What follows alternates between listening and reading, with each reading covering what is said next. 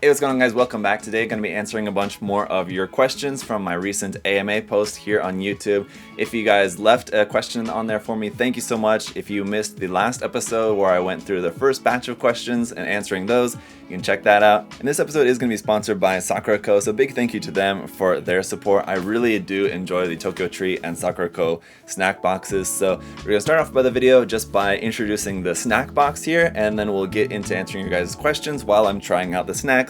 So it should be pretty fun and chill video. If you guys want to grab a snack or drink of your own and just hang out for today, we'll get right into the box and then we'll get into your guys' questions.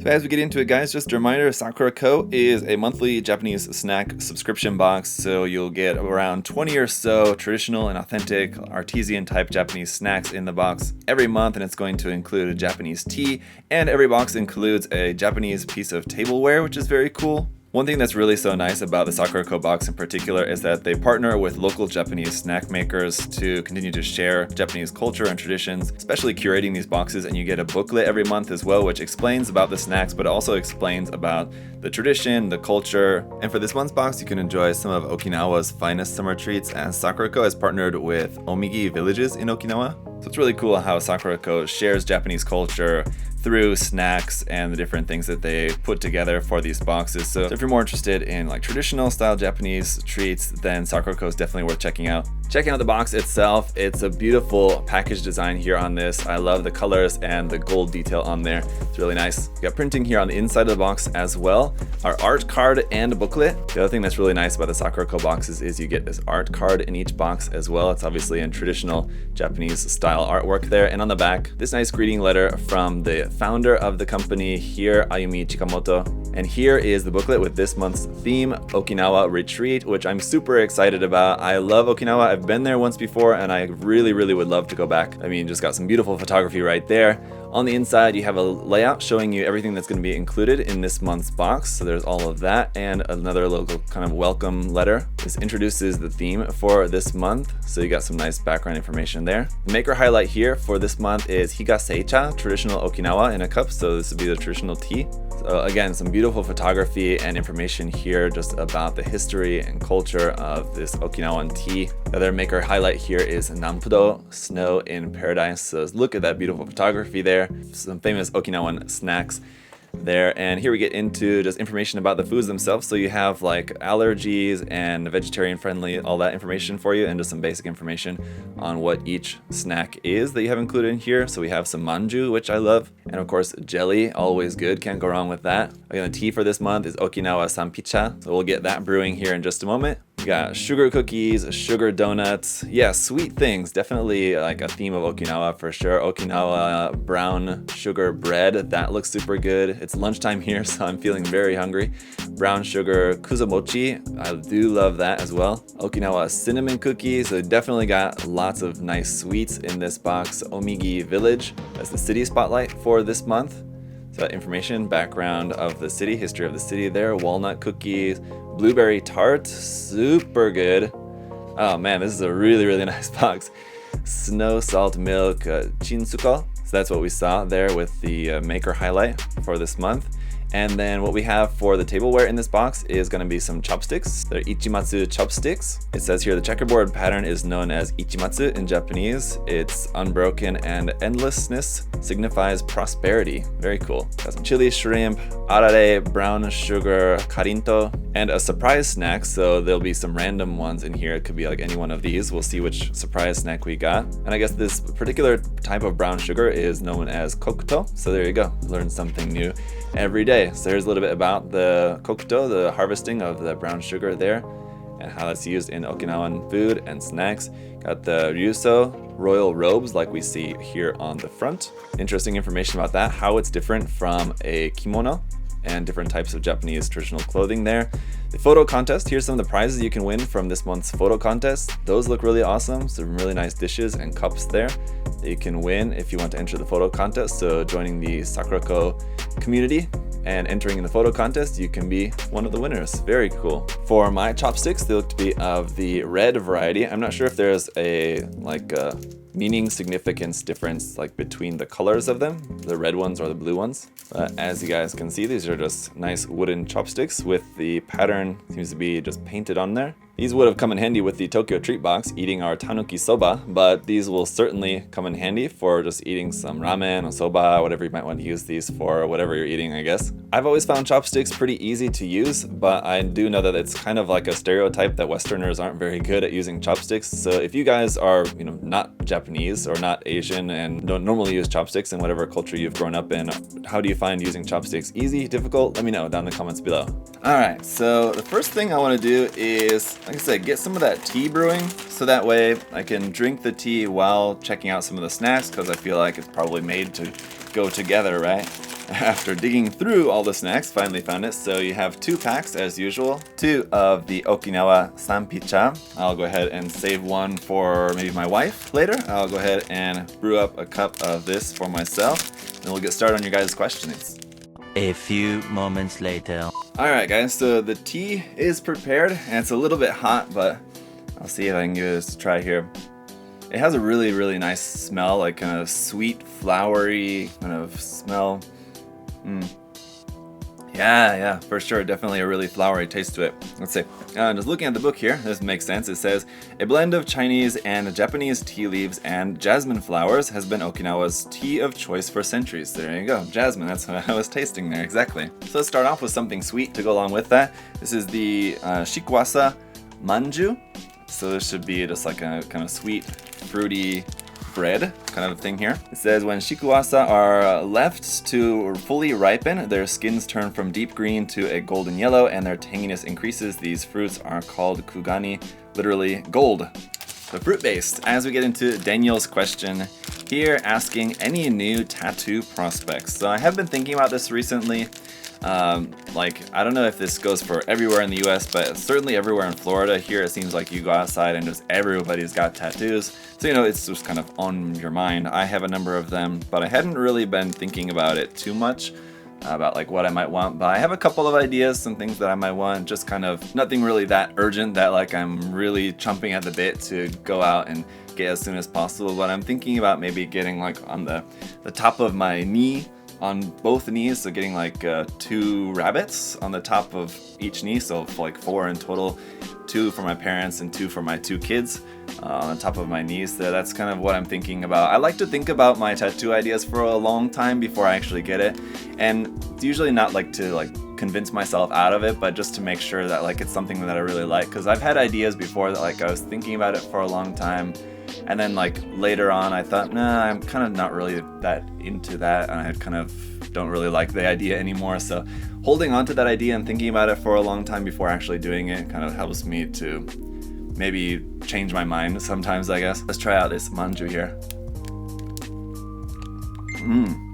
Oh yeah, it's really nice. And that fruit in the center, it's not just like a fruit paste, but it actually does feel, I don't know, like a dried fruit kind of, but it's not that dry. I don't know, I guess maybe it's like a paste, but I don't know, it's like a half-dried kind of fruit, but in just like a thick paste. It's kind of similar to like a azuki, like a Japanese red bean paste, like the consistency of that, like a pretty thick, dry kind of paste, but it's really super sweet. I can only imagine that with this tea, it'd be even better. Yeah, that jasmine taste in the tea mixed with the sweetness of this is super good. Very nice. Super good. All right, next question. Lucas asked, if you were in charge of the model kit department in Bandai, what immediate changes would you like to make? If I was in charge of the model kit department, I feel like Bandai's model kit department is basically Bandai Spirits, which is like a whole thing where they have multiple departments within there, and they probably have them separated like by different grade, or I don't know exactly how they're separated, but hopefully maybe next year or sometime in the future we'll get to visit Bandai Spirits there in Japan. With Adam, we were supposed to go 2 years ago, 2020. In the spring of 2020, we were supposed to go to Shizuoka and visit the Bandai headquarters there and everything. But anyway, all right. If I was in charge, the first thing I would do would bring back from the dead or revive in some way the RE100 line, because I really love the RE100 line because of the fact that we were able to get like some really cool 100 scale model kits of a little bit more like obscure mobile suits, and so far, at least to this point, all of the RE100 line is all stuff from the UC timeline, which I prefer, and that's my favorite timeline amongst the different series of Gundam. Other than that, I would also just like to see more HGUC stuff coming out. There's a lot of really cool designs that just still don't have any HGUC kits, and even like the non-UC stuff, there's some more HG things that they've not made yet still. Those would be, I guess, my two main areas of focus, I guess. Let's switch it up and try one of the very few non-sweet snacks in this month's box. This is the chili shrimp arare, which this one as well we have two of because it's like the smaller type snacks, so we always get two of them in the box. Let me go ahead and try this. So we'll see how hot this is with it being chili. It means that it's supposed to be kind of spicy. I can definitely taste that chili spice, and I don't think it's going to go very well together with this because now that I started talking, like the hotness of the chili is kind of picking up a little bit, and it's definitely not going to go very well necessarily with this like jasmine sweet tea. Yeah, I don't know, and I guess I should be careful saying sweet tea because like here in America, especially here in the South, sweet tea is like, this is totally not anywhere near like a sweet tea, what people around here would think of when they think of sweet tea. I guess I should say like slightly sweet jasmine tea. Anyway, Mike says, "You were my inspiration for getting into the Gunpla hobby." That's always so weird to hear. I don't know. I hear that from people sometimes, and it's kind of trippy to hear how like just the stuff that I make and the content that I make, you know, got some people started into like a whole new hobby. It's kind of crazy, and it always kind of weirds me out. I don't really know how to take it. It's cool, I guess, but he says, "Who is your biggest hobby inspiration? Also, aside from Gundam, what is your favorite kit series to build? For example, frame arms, Machining Krieger, etc." Yeah, so those are some pretty good guesses as far as my favorites. Machining Krieger is definitely one of my favorites aside from Gundam as far as model kits to build. Another one would probably be like all the Mecha Musume kits, in particular like the Megami Device kits from Kotobukiya. Interestingly, like, and those are very different things, like Mecha Musume kits and Bandai Gunpla and Machining Krieger are all so different. That's probably why they're all some of my favorites, because they're all so different from each other. Whereas building like frame arms, 30-minute missions, Gundam kits, those are all pretty similar, right? All just kind of building like kind of standard sci-fi mecha, and like most everything I build is all sci-fi. It's just kind of different aspects of sci-fi mecha and like mecha type of models in different ways. Whereas I don't really get into like military models, realistic kind of stuff like that too much. Not at all, basically, but I mean like some of like the human figures and stuff, some of that I have a lot of and build from time to time, just don't really ever paint them, very rarely. Something I would like to try more in the future. Alright, let's try another one of these small ones, then we'll get into something bigger. This one is a walnut cookie, and we got two of this one being the smaller type, so very nice and cute packaging here on this one. So this is from Nagano. It says, "These crispy cookies combine fresh walnuts with moist dough, perfectly balancing earthy taste and sweetness." Sounds good to me. To answer the other part of Mike Geru's question, asking who was your biggest hobby inspiration? Well, as far as like YouTube, like making videos, back when I started, I mean, I guess probably the biggest inspirations would have been like Henry, which is Vegeta 8259, and also like Robert, I guess, for like his reviews. At the time when I was just getting started on YouTube was the time when both of them had like just recently gotten out of making YouTube videos. So those are probably a couple of my biggest inspirations as far as just like YouTube videos go. But as far as like model making, I mean, I don't know, there's a lot. Like Lincoln has become a good friend of mine, and he's an amazing model kit builder, being like a student of Max and Koyokohama there in Japan. So obviously those two as well, like kind of for that side of modeling. On like Gunpla side, Naoki's a big inspiration. I really love his work. Again, I'm just throwing out like some of like the biggest names out there, but there's a lot of amazing model kit builders out there that I would say inspire me. Yupa on Twitter, there's another name I'll throw out there, but there's a lot of really great builders that I follow on Twitter that I love to see what they're working on. I definitely get what they were going for with the being a blend of earthy taste and sweetness, as it's not that sweet with it being walnut based, but I do love walnuts. And there's a little bit of sweetness to it, but yeah, it's really not that much. So I think this will go actually really well with the tea. Chris asks, what's your current Grail kit? Don't really have one that I can think of necessarily. Like the HG Phantom Gundam comes to mind just because it's a recent P-Bandai release that I missed the pre-order for that, so I wasn't able to pre-order one for myself. So I guess that, typically for like a Grail kit you think of one that's like really hard to find. That one's probably not very difficult to find at the moment. I just, haven't gone through with like trying to hunt one down, so I guess I don't want it that badly. But otherwise, like most of the kits that I want, I already have. So I'm very blessed in that sense. But as far as just like a kit that I want that I don't have yet, that's one that comes to mind. Another one would be maybe that 1/35 scale Shinanju bust model kit that we actually have here at USA Gundam Store. So I could just buy one from here, the store here, but again, it's just kind of haven't gotten around to doing that. Okay, before moving on, I did try the blueberry tarts, which we had 2 of those.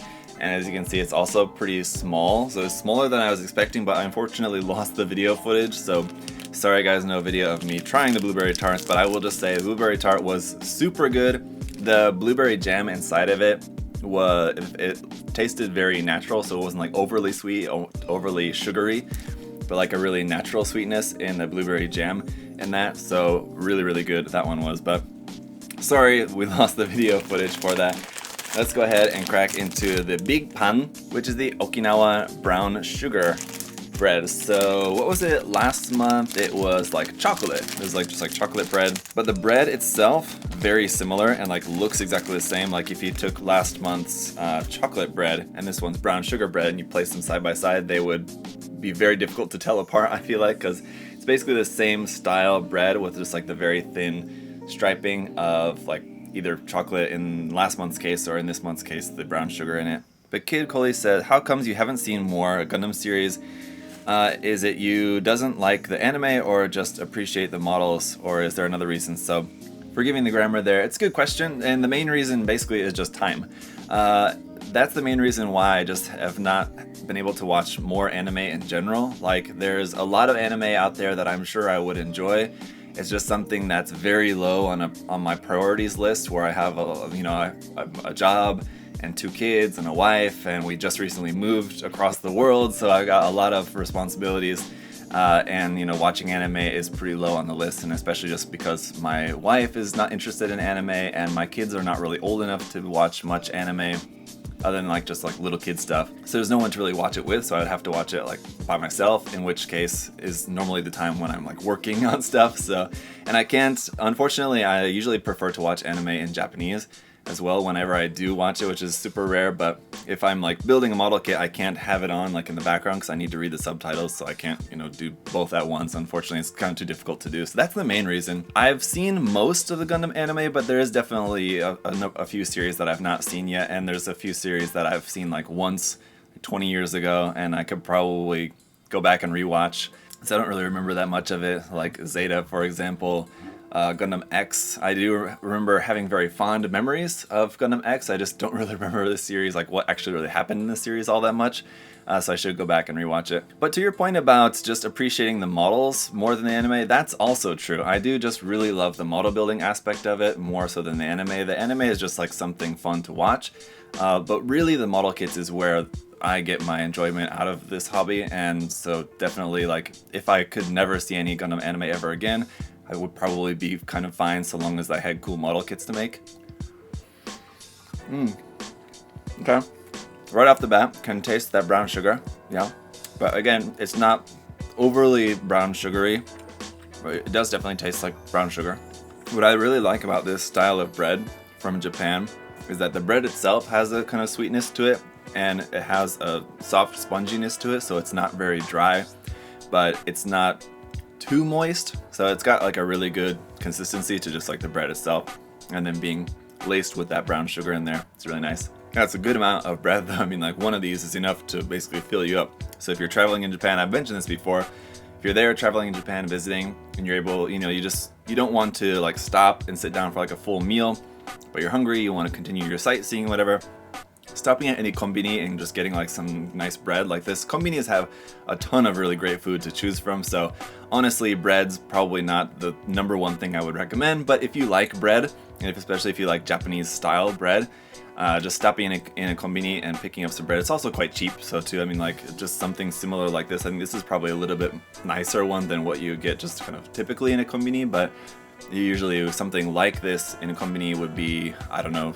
300-400 yen, maybe less than $5 for sure. Especially with the conversion rate as it is now, it's probably even better than that. But Blaze has a great question here, asking, have you experienced culture shock since coming back to the US, as in American customs or practices that you now find nonsensical? Yeah, definitely.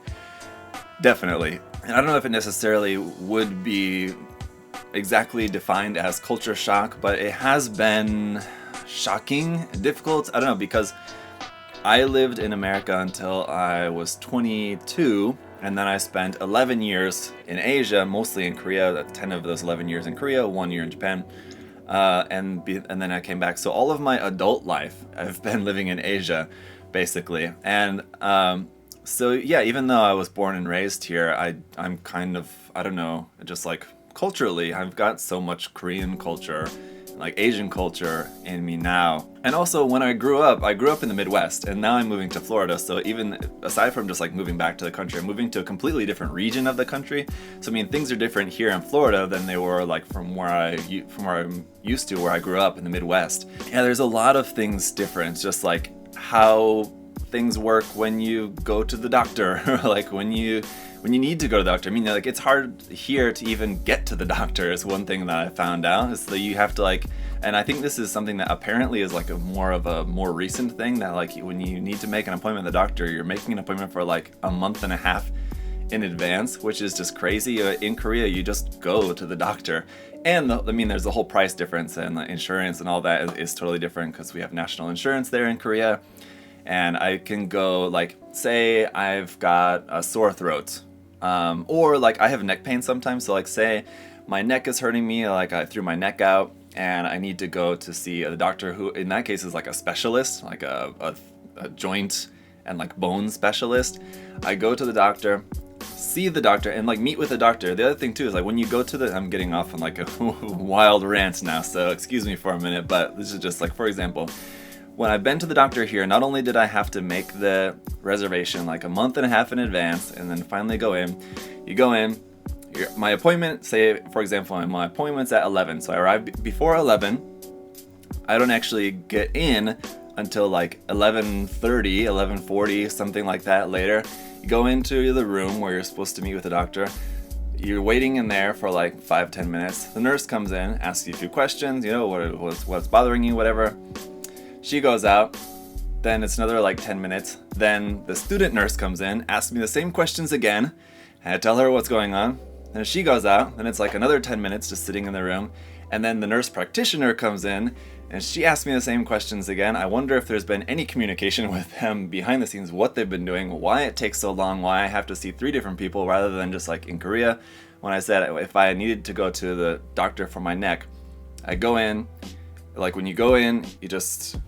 Sometimes if they're really busy, they have like the number machine where you like have to take a number, and then at the maximum you'd have to wait like 10 minutes max to then just like meet at the front desk, where you just say, you know, here's my name, my like insurance number, and then you just wait for like 5 minutes, maybe, again, like if they're really busy, maybe 10 or 15 minutes, and then you go in and just meet with the doctor immediately. So you meet the doctor, they, you know, will check you out, see what's going on, and then you go out and pay, and then that would usually cost me around $5 to $10 max. $10 would be pretty high for that, I would think, but usually around like $5, $6, $7. And then continuing the example, if it was just like my neck that's bothering me, normally I would go then like upstairs to like the upstairs of theirs where they have physical therapy.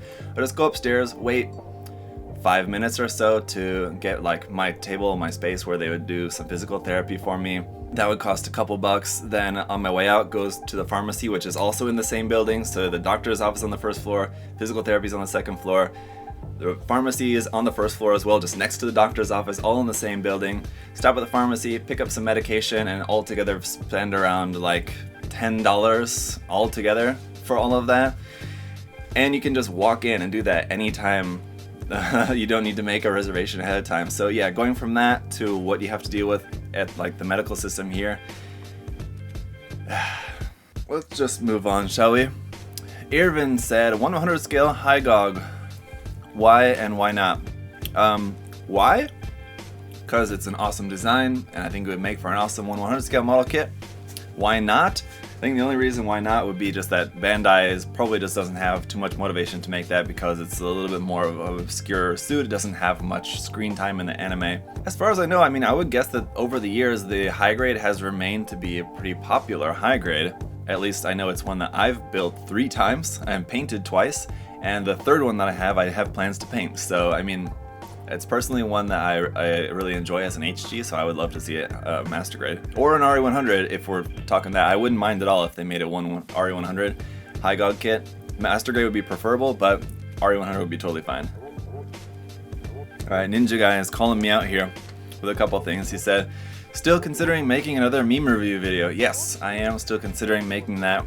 The only reason why I've not made a sequel to the meme review video is just because I just don't feel that I'm very funny, and like my delivery and also my editing for videos like that, but I do occasionally get people asking about that, so I guess there is some of you guys who would like to see that, so yes, I will do another Gundam. Also, the other reason is that a lot of Gundam memes are just not funny to me, so like 9 out of 10 memes that I see, anything Gundam related, it's just not funny to me at all. So the other thing he's mentioning is also what happened to the project involving the HGUC XS Gundam. Yes, that is another thing that is still, it still exists. I've not done any work on that, but it is still an idea that I would like to do. So yeah, maybe, you know, I would say, I would give you a date as to like, oh, maybe later this year, but I honestly, I don't know. But I still have the kit. If you guys don't remember, he's going way back for this one, so a lot of you guys may not even know what he's talking about, but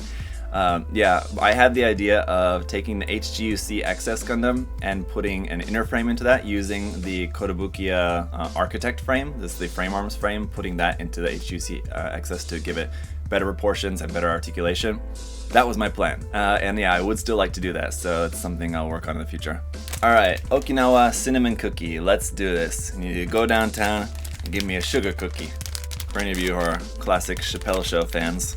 So this looks very nice. You even have it in like a little plastic tray to keep it protected. Ooh, and this looks like a very nice premium cookie. Just look at that thing. Very nice, and again, not too heavy on the cinnamon. So if you're the kind of person who's like not really into stuff that's like has a really strong cinnamon taste, it doesn't have that. So it was really, really good. And again, I think as well, gonna go really good together with this tea. Pat asked, what do you think the next Verka will be? Yes, yeah, just kidding, he says, because that's a question that, you know, since we had that announcement, I feel like I've been answering quite a lot. Even made an entire video dedicated to answering that. But aside from that question, he said, but seriously, what does your day-to-day work for USA Gundam Store consist of? Is it strictly involving the YouTube channels? I mean, yeah, for the most part, it's not too different from what I had been doing in Korea. It's basically, you know, my just content flow of building models, working on reviews, working on, you know, different custom builds and stuff, you know, when I'm working on that. The main focus is on like building kits, and doing reviews is like the main thing, but in recent weeks I've been trying to get back into working on more custom builds at the same time as well, so just kind of managing time between different projects of what I'm working on. But yeah, obviously being here allows me to do more stuff like actually around in the warehouse and stuff. So like when we get new shipments in, things like that, I'll be the one, sometimes Adam does it, but sometimes I do it, like taking photos and sharing stuff on different social media platforms for just the new stuff that we get in. And obviously like the videos that I'm making for the USA Gundam TV channel and like the live streams Adam and I do there every other week. So there's definitely more involvement with like the operations here. It's still mostly though like just making my videos for YouTube and everything. Leonard asked, what are some non-Plamo things you could customize your Gunpla with? And he said, for example, I was interested after seeing the plastic spray bottles you used in the Trash to Treasure build of the Tristan, yeah. So I use like some like plastic like little bottle container parts like for the fuel tanks on the back, I think he's talking about. But yeah, basically anything plastic you can use, and especially if it's polystyrene plastic, it's going to be the same type of plastic and easier to use. I mean, really you can use anything. And there's some really good examples of some builders on YouTube that just like will take something as simple as like an old plastic like stapler or something, and then they'll just add a bunch of parts onto it of like different plastic greebly parts and things like that from other kits.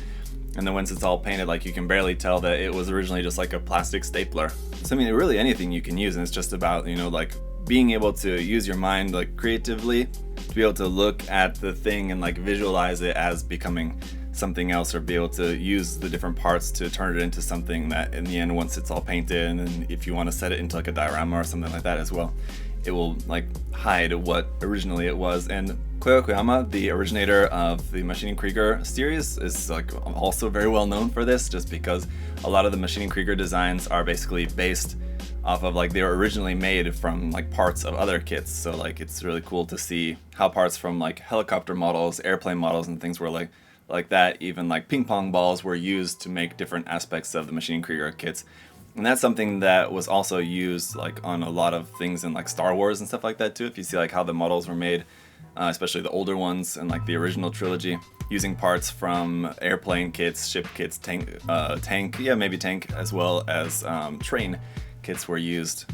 Parts were used for making the ships and things in Star Wars. Let's try the Snow Salt Milk Chinsuko. Snow Salt Milk Chinsuko. There you go. So this one is one of the maker highlights we had in this month's box. We got 2 of these, and there's 2 in each box. So you have like 4 of these little sticks here. Borgar asked, what is one obscure mecha you hope will get a kit one day? I answered this actually kind of already in part 1, so I'm just going to go with the same answer and say Razafan. It's definitely a little bit more obscure anime. That was really nice. So yeah, it says using that snow salt and creamy milk in this, and definitely get that, but it's got like it's like a dry crispiness to it. Like as you're chewing it, you get like that kind of milky sensation of it actually. So like the moistness kind of comes out as you're chewing it. That's really, really nice actually, yeah. Super good. Orlando's question here, if you can pick 5 which older kits or mobile suits not yet made would you like to see made or redone the soonest in the fine build system? The fine build system, he's referring to like the general construction of this, things like the 30-minute missions kits, the entry grade kits, the recent HG Grunt kits like the Leo, for example, where they try to maximize durability and articulation with the fewest parts possible, basically, and good color separation with, in the case of the entry grade kits specifically. But although it might be kind of boring to some people, I think it would make a lot of sense for them to revisit like some of the One-Year War grunt suits as well, like the original Gym, the ZakuAurelius getting like an entry grade, if not an entry grade, an entry grade kind of style ZakuAurelius. I know the recent HGUC kind of revived version of the ZakuAurelius, it's kind of like that basically, but an even more kind of simple version of that. And then things too like the GOG and the Zigok. I don't know, I feel like the high grades of these are so simple, they're already kind of like what you're talking about, but to be more closer to like the fine build system, I don't know, let me think. I guess since we've been talking about Maschinen Krieger a lot, it would be really awesome to see like a Maschinen Krieger SAFS suit in this kind of fine build system where it's just like a really simple build, but you get like some really nice movement, articulation, and just some nice simplicity to the build, while still maintaining, you know, all the design qualities and details and stuff like that. I guess that would be really cool to see, basically like an entry grade version of the SAFS from Maschinen Krieger would be awesome. Let's try our jelly for this month, which is the brown sugar kuzobochi. So there's always one of these, kind of, at least one. I think we only have one this month, but in past months I think we had more than one. There's always one of these, and you will need a spoon for this, so got my spoon here. There's always one of these in each month's box. It's not like pudding, it's like Jello, basically, for American people's reference. I think it's what we would normally just kind of call Jello. Getting a lot of brown sugar today, I feel like. Brown sugar, of course, is sweet, good. Who doesn't like the taste of brown sugar? This is an interesting delivery format for brown sugar, though. Like in this form, it's an odd sensation, I will say. The booklet here recommends savoring it slowly with a cup of tea while I'm just kind of shoveling it into my mouth. Yeah, I think probably eating it slowly, like little by little, is probably going to be a much better way to enjoy this. Yeah, whilst drinking some tea or something, even some like just black coffee, I feel like. That is probably the better way to enjoy this. I mean, it's good, definitely. And yeah, I think it's gonna make for a really good like pairing food together with something like tea for sure. Mike B said, painting step for beginner? Question mark, question mark, question mark.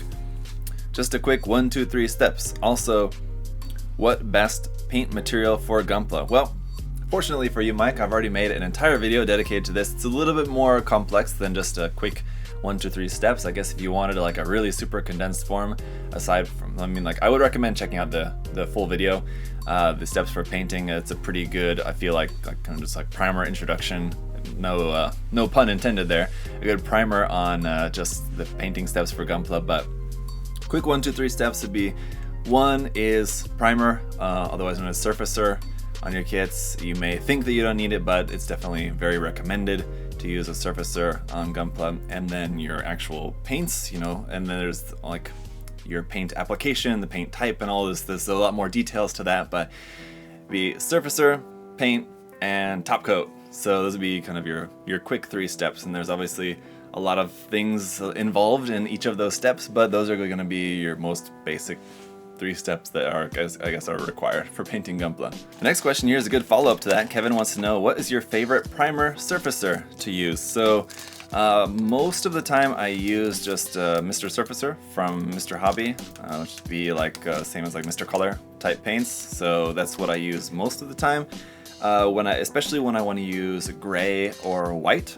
But if I wanted to use black or pink primer, then or just like a gray primer, I'll get to that in a second. If I wanted to use black or pink primer or surfacer, I would use a Gaia Notes. So that's just kind of what I have, but those colors are also made by Mr. Color. The one thing that is made by Gaia Notes, which is really nice, is the Nazca surfacers. So the Nazca line of paints I know is not easy to get here in the US, for example, unfortunately, but the Nazca surfacers are really nice because they're specifically made to be like a surfacer and paint kind of all in one. So rather than having, normally you would spray your surfacer and then your paint on top of that, these are basically made to be surfacers that then you can just use that as your base paint as well. And they're really buttery smooth. The colors on them are great. They're available in 4 different colors now, I think. I think there's like a light gray, medium gray, dark gray, and a heavy dark gray, which is a really dark gray. Those are really great to use, and especially for like inner frames, which are like gonna typically be gray anyway. Just having to spray gray surfacer and then gray paint over the top of those is kind of redundant. So just being able to choose, the right gray from the start with your primer, and then just spraying that on there and being done with it is really nice.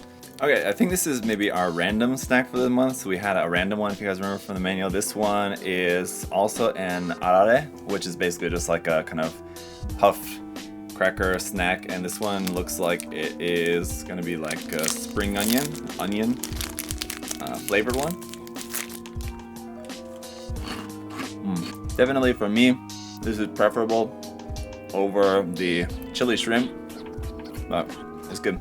Let's check out the Sata Andagi brown sugar donuts. So it's a pack of 2 like basically donut holes in here. And Asotope wants to know, did your shipping container full of your backlog ever arrive from Korea? Yes, it did, and a while back, and I've been just kind of trying to get that stuff a little bit organized in my house. It's somewhat organized now, but I still need to go through it just to kind of basically catalog everything that's there essentially, and probably get rid of a little bit more of that. I need to probably get rid of some of that. So one of the reasons why I just haven't really got to that too much yet is just because we're having the floor redone at our house. Like, it was already redone. We had it redone when we moved in, but they didn't do it correctly, so they have to redo it again. We've been waiting to figure out when exactly they're going to do that, and that's finally going to happen at the start of next month. So then after that's done, then the floor will hopefully then be totally done and we don't have to worry about that. Then we can finally kind of get everything else kind of more settled in, because we've not really been wanting to get everything too settled if it's all gonna have to be moved around and everything while they're redoing the floor again anyway. So brown sugar donut hole, really, I guess, but donut, sure. Much more dense and hard than like a donut hole as you might think of it from like Dunkin' Donuts. It's much more dense. Definitely gonna need some tea with this one. Yeah, so the book says they recommend trying them warmed up with a cup of tea, so like warming these, I guess, in the microwave or something, for me, I would assume not for too long. And then with tea, yeah, definitely, I think would be the recommended way to go. Either way, I mean, it tastes good. Lorenz asks, what is an underrated tool or technique that you would recommend?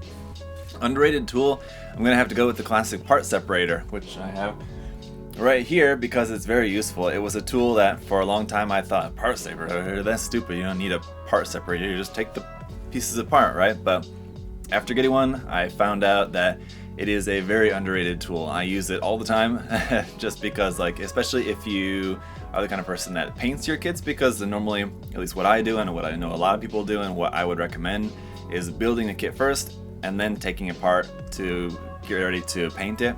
And obviously that's a lot of pieces to take apart, and a part separator really does come in handy, because a lot of the times, yeah, most of the time you're able to take things apart by hand, but sometimes if it's really difficult and you're worried about breaking something, part separator really comes in handy for taking stuff apart without breaking anything. An underrated technique, I guess maybe I would just have to say, like, hand painting Gunpla, and it's not necessarily something that I'm good at or that I'm an expert in by any means, but it's something that, you know, for Gunpla, it's something that most people don't do. I mean, that's more of a thing that people might do for other type of model kits, but not that much for Gunpla. I feel like most people are going to primarily use spray cans or airbrush, but not that much by hand, and it's difficult. It's definitely tricky, and there's different kind of skills involved, I guess, with that. So that's maybe what deters some people, but I would recommend to try it. There's definitely some cool things that you can do with it. Nicholas asks, least favorite kit of all time to make and least favorite kit in general. I feel like those would be one and the same. Least favorite kit of all time and least favorite kit in general. Well, anyway, I'm just gonna say that's probably the same, one and the same. I don't know, I mentioned this in the last video, but I feel like it's probably a pretty good fitting answer for this question as well. It would be like the Orange Cat Industries cat girl kit that they came out with. The kit itself, I mean, was not that bad. It's not like it was like falling apart or anything, but it was just such a disappointment. Just because, again, it was just so different from how it looked in the box art, and it just like didn't really come with much of anything in the box, and so it was just kind of pretty much kind of a dud, really. There wasn't really too much to really like about it. Alright, we tried the Shikuwasa manju. Let's try the Shikuwasa jelly now before we try another like bread-based thing. Let's try some of this jelly. So you got this package container here with about a dozen or so little jelly cubes in it. Kind of looks like CBD gummies, if I'm being honest. They're quite thick. They're almost kind of like pineapple chunks, but like sugar-coated jelly. Oh, very soft. Softer than I expected. Don't have like that kind of gumminess of jelly.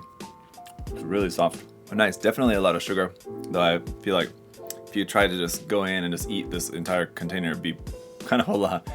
Pretty overwhelming, but I can eat a couple. Serial asks, which kit gave you the most headache? To the point that you either stopped building it or just took a long break before touching it again. Ah, man, I feel like there's, well, I mean, the Tristan would be one. My custom build of that, not the kit itself. The kit itself, I mean, I put together pretty quickly, and it wasn't that bad of a kit. I mean, just on its own, I mean, it was fine. It's not a good kit by any means, really, but I mean, like my custom build of that, obviously, if you guys have been around for a while, you know, I put that custom build aside for like a year before I picked it up and finished it. While no specific examples are coming to mind really at the moment, there is sometimes like kits, and it's usually not Bandai Gunpla, because Bandai Gunpla is pretty solid. You're not ever really going to have too much issues with anything from them, but it might be something else where like the actual building of the kit is usually not too much of a problem. It's more so if it's like a kit that's got weakness issues and it's something that I don't want to glue yet, because maybe I might want to paint it later, so I don't want to put too much glue on it, but I need to record the review of it. And there'll be kits sometimes where I'm working on the review and just like the kit doesn't want to stand up well on its own, or I have a part or parts that like keep wanting to fall off while I'm trying to do the review. That gets really annoying, and that has happened, you know, a number of times, but again, nothing that I can remember any exact examples of that, but there has been some from time to time. And you can probably tell in my review, if I don't mention it specifically, which I normally would, I would tell you guys if there's like a part that keeps falling off or something. So if you've seen that in a video, or if you can just tell by the tone of my voice in the video, if I sound like very exasperated talking about a kit, then it was probably giving me a hard time. So we have another brown sugar cookie here. This is a pack of 4 of them. This is the Tanna Fakuru, which is another type of brown sugar cookie, but this one is different from the other one, which was kind of like a shortbread kind of cookie. This one's more of just like a, well, I don't know. I was expecting it to be more of just like a thin bread, but this one does feel kind of hard as well. Interesting texture. No, it's kind of more of like a molasses cookie kind of texture, maybe. Yeah, it does have like a little bit of that kind of molasses sensation. It's kind of quite like the sticky kind of. Really good taste and quite different from the other brown sugar cookie that we had. That one didn't really have so much like brown sugar kind of taste. This one has like much heavier brown sugar taste to it and totally different texture. Nick asked, will you finish the customization of the HG Marcosius or is it already in the bin? It's definitely not in the bin and I definitely will finish it at some point. Probably not in the near future. I don't know. That one is another one where I was going along with the construction. But that one actually, I mean, that would be a good one to finish sooner than later because it's basically done. I was just at the point where like I was just at like the last steps of like just figuring out the very last few bits of that and kind of stuck on like what I wanted to do with the backpack, especially with that. And it was just kind of, I was just kind of losing interest in it a little bit, just kind of working on the last few bits of that. Everything else that I had done with it up to that point I was really happy with and I was really excited about it, but like the backpack just kind of really made me lose my steam on it. So if I can just figure that out, it's basically done and I can just do a quick paint job on that and it would basically be done. So yeah, I still have that. I'll have to figure out where it is. That's amongst my backlog at home, but I'll dig it out and I'll try to finish that sooner for you guys. I see here asking, what was your first Gunpla kit? Which is a question that I've answered many times, including in the last video. But he asked the second part of the question, which is less commonly asked, is, and do you still have it? So I answered it's the HG 100 scale Shenlong Gundam was my first Gunpla kit, as far as I can remember. As far as do I still have it? Yes, I do still have it. It's still at my parents' house. There's like half a dozen or so kits there, which were like a few of my very first Gundam model kits that I ever put together. And yeah, they're in my closet in my old room in my parents' house. Okay, last thing to try here is there's a very large bag of, once again, brown sugar, karinto. So these are just, I guess, like brown sugar coated little like snack crackers. And pretty big bags, there's a lot of them in here. This is like taking up quite a lot of the box, seems like. That's really nice. Yeah, it has like the brown sugar coating on it is like a little bit sticky, so it's like a sticky, crunchy kind of exterior, and then just kind of like a pretzel kind of on the inside a little bit. BJC asked, can you do more Gunpla quick fix episodes? Yeah, I probably will in the future. I had a list somewhere. I had to find my list of ideas for those, and there was an ever-growing list of ideas to do quick fix episodes on, so that's something I will try to get back to at some point. Which is your favorite kit of each grade and why? That's a little bit more wide open question is. And what kinds of food do you like? Well, that's a little bit more fitting for this particular episode. But probably my favorite food, probably pizza. I like I said, I spent a lot of time in Asia, but still pizza is still probably my favorite food. But I do like a lot of Korean food, and I think probably prefer it to American food now at this point, but I'm not too picky. I do like a lot of food. I just like food, I think. But I guess that's not too uncommon. Probably everybody likes food. IT Noetic asks, what's your favorite non-Bandai Plamo manufacturer and second favorite? Well, probably not too surprising. Aside from Bandai, my next favorite would be Kotobukiya. After that would probably be Wave. I feel like those are probably just like the next biggest ones. Aside from like Tamiya and Hasegawa, be some pretty big model kit companies under there, but my favorites would be Kotobukiya and Wave. Plastic Disaster asks, what are your favorite movies? Great question. I love movies. If you guys didn't know, my actual like university major is in filmmaking, but my favorite American movies would probably be Lost in Translation is definitely one of my favorites. That might be kind of like stereotypical for someone who's like into Japanese stuff, but it is such a good movie. I really like that. Another one of my favorite movies of all time would honestly be Forbidden Planet, going way back, totally different, but it's an old classic sci-fi movie, but it's so good. Highly recommend you guys, if you like sci-fi movies and you've never seen it, definitely check it out if you can find it around anywhere, wherever you can watch it. I'm not sure like which streaming platform it might be on, if it's on any of them. But watch Forbidden Planet if you've never seen it. As far as like Japanese films, a couple of my favorites would be Bright Future is one of my favorite Japanese films. It's a very small indie movie, I think, so I don't know if many people maybe have seen it. But another one I would highly recommend if you can find it somewhere to watch, Bright Future or The Taste of Tea. It's probably a little bit easier to find that one, but that's another really great movie if you've not seen that. Gojira Fan asks, when will you make the second episode of Gunpla Roast? Yeah, We've been kind of planning that, and like for me to do it with some more people involved, but I'm just not sure. I don't know. I just don't think that I'm very good at that. Again, it's like I'm just not a good comedian. So doing like meme review or Gunpla roast, these kind of things, you have to be more funny, I think, than I am. So I just don't really feel I'm very good at that. But it's kind of in the planning works, so maybe hopefully at some point we can get to doing that. Doyboy said, when I first started watching this channel, it had an intro with clouds and piano music. I wish to know what that song was. That was just from the YouTube free music library, so I don't remember exactly what the name of that song was, but if I remember correctly, I think that's right. I think it was just one of the free YouTube library songs. For most of the time I've been on YouTube, I've just been using the free YouTube music. It's hard to find anything good, but there's a few out there that you can find. Okay, I've been trying to find a good question to end on. I guess this will have to do here from Links asking any other kind of content besides whips or reviews or anything unrelated to Plamo that you would like to make. I don't know. Now, this is not really a good one to end on because I just don't really know the answer to that question. So no, not necessarily. I mean, this is what I like to make, so this is what I make. If there was something that I wanted to make that didn't really fit with the content of this channel, then I mean I could always just make another channel, but I don't know, not really. This is kind of what I really enjoy to do, but I don't know, maybe I've just never really thought about it that much because this is what I always do. The Red Rock asked, do you have any plans on doing another resin build, especially the Advanced Haru or the High-Sec Vanguard? Yeah, I have those kits and many more resin kits in my backlog, so yeah, I'm definitely planning on doing more. If you guys saw the unboxing video that I just did the other day, with the new 5DR kit there from Combinat. That's a resin build that I will be working on, so I know that's not anything Gundam related, but after that there's definitely some Gundam related resin builds that I would like to work on. Probably the next one after that, a Gundam related thing would probably be a conversion kit. I have a couple of conversion kits that I've been wanting to work on, so maybe like the Rosen Zulu conversion kit or something like that. Okay, we need to wrap up the video, so let's just end with this one here. Mecha Model Builds asks, when making videos, do you find it harder to record longer painted build work in progress videos?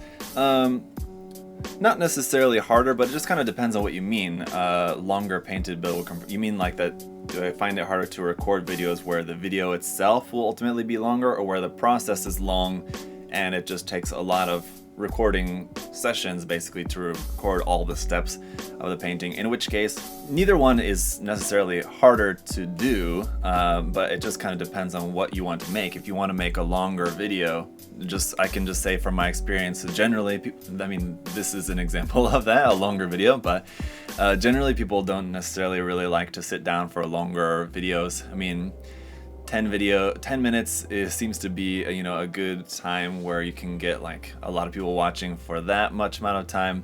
Once you get up to like 20, 30, 40 minutes, then it's really a stretch to get people to sit through and watch the entire video, unless it's something that they can just like have playing on in the background or something. But I think if it's the case where you wanted to make a pretty like comprehensive video of the painting process of a work in progress build that you're working on, I think the key would be to not spend too much time on any one particular step. I mean, like, show the step if you want it to be informative. That's the thing that's like the difference between there's different types of videos that you see of like works in progress where people will show works in progress.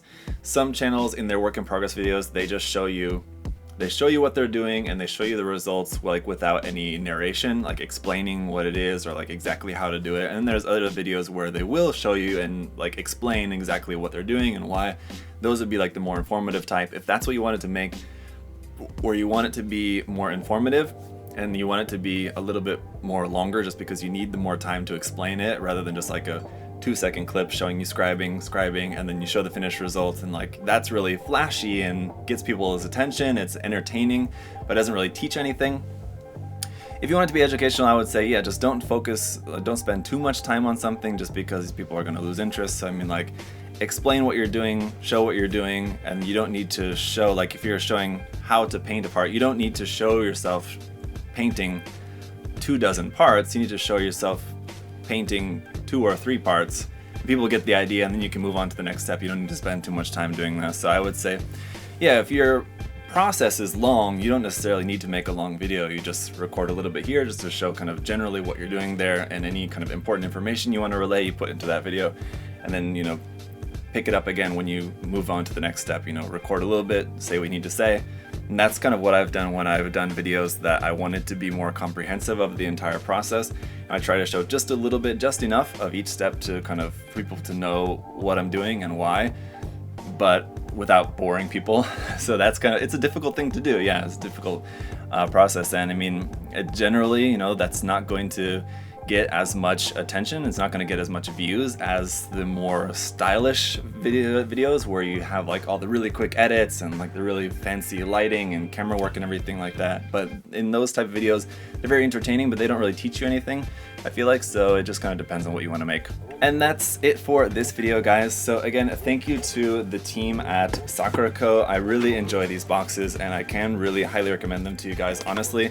The stuff that you get in there and the Tokyo Tree boxes are really, really good. So I always enjoy going through these with you guys, so hopefully you enjoy these sessions where we can just basically sit down, chill out, enjoy some snacks, answer some questions, and hopefully it's just something kind of cool for you guys to have on in the background, maybe while you're working on building something. Maybe let me know in the comment section, what were you working on whilst listening to this video. Other than that, if you guys want to check out the Sakuraco box, obviously the link will be down in the video description below, and there's also a code there. You can just use the code ZAKU to save $5 off your first box. Check that out. Until next time, guys, have a great day, and I'll see y'all later. Thank you so much for watching. Bye bye.